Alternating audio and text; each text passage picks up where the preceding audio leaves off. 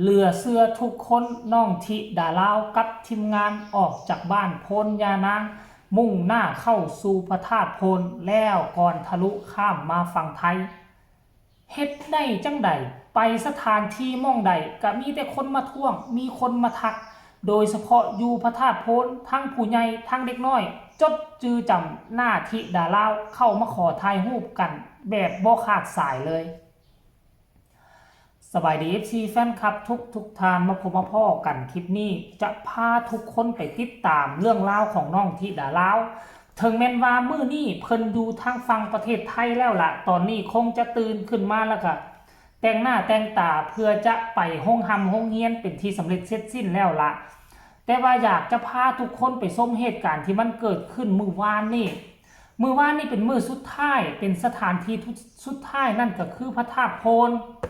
พระธาตุอิงห้างก็ไปแล้วพระธาตุโพนอัดท้ายแต่ว่าบ่เห็นไปพระธาตุนางลาวบ่ฮู้ว่าเกิดอย่างขึ้นนะท่านผู้ชมบ่เห็นรูปบ่เห็นการเคลื่อนไหวบ่เห็นการเว้าถึงพระธาตุนางลาวจนฮอดมื้อนี้เลยท่านผู้ชมหรือว่าเพิ่นกายพระธาตุนางลาวมาเพิ่นบ่ได้ไปบ่พระธาตุหลวงก็ยังเนาะพระธาตุหลวงก็ยังสรุปแล้วการเดินทางครั้งนี้ก็คือผิดคาดม่องที่ตั้งใจที่ไปถ่ายทำที่จะไปเก็บภาพบรรยากาศก็คือว่ายังบ่ทันได้ถ่ายทำแล้วยังอีกม่องสุดท้ายอยู่ที่วัดภูจำปาสักก็บ่ฮู้ว่าสิสามารถไปถ่ายได้บ่เพราะว่าบ่อนหั่นเป็นมรดกโลกมันเป็นมรดกของโลกบ่ฮู้ว่า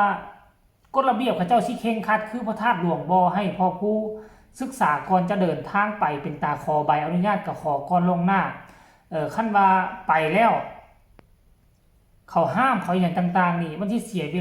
วลาท่านผู้ชมแต่ว่าหันมาเบิงมือวานนี่วินาทีที่น้องที่ได้เล่าไปทายอยู่ที่พระธาตุโพน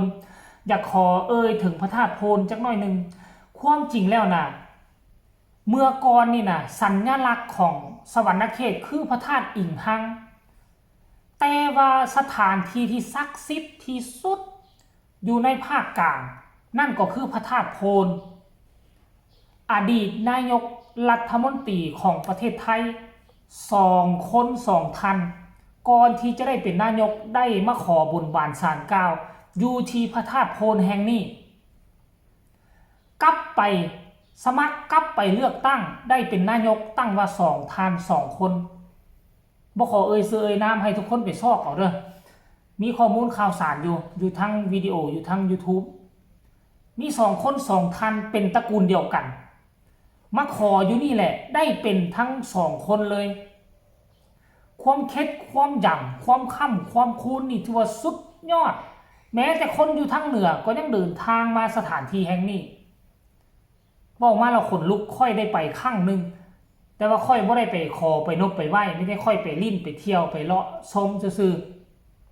แต่ว่าทุกคนคันว่าพระธาตุโพนแห่งนี้คือส่วนใหญ่แล้วก็จะมาบุญบานศาลกล่าวจะมาของานคือได้ดีที่สุดท่านผู้ชมมื้อวานนี่นะกำลังถ่ายทำอยู่ดีๆก็มีหลายคนเที่ยวกันเข้ามาขอถ่ายรูปบางคนก็บ่กล้าบางคนก็กล้ามีทั้งผู้น้อยมีทั้งผู้ใหญ่ผสมปนเปกันไป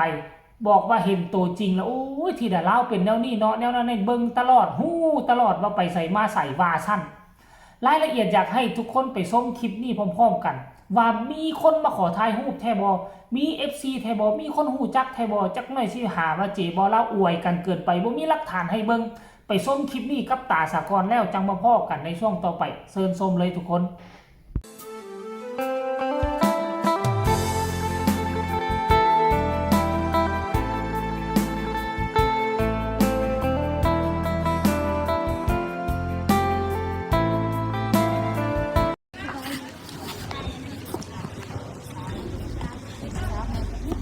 มาคอยที่ไทยให้มานี่ให้พ่อพูดไทยให้ก็ได้ไปยืนที่น้อง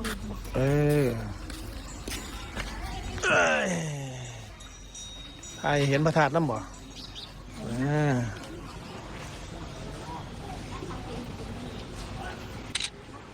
แล้ว1 2 3โอเคเดี๋ยวเอาไทยนี่นะเนี่ยเอาไล่นี่นะเอาไล่นี่นะ1 2 3 โอเคขอบใจหลายเด้อ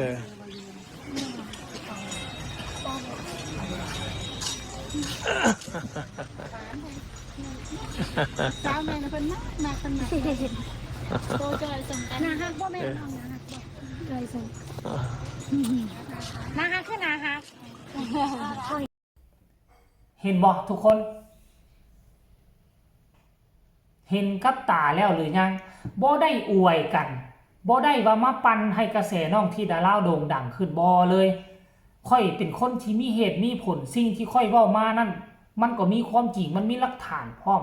ขั้นกรณีว่าบ่มีคนมาขอถ่ายรูปบ่มีคนมาขอจับมือถือแขนสิให้ค่อยออกเฮ็ดคลิปมาใบแล้วเว้าแล้วเพ้อฝันไปคือมันละอายใจตัวเองท่านผู้ชมเนาะ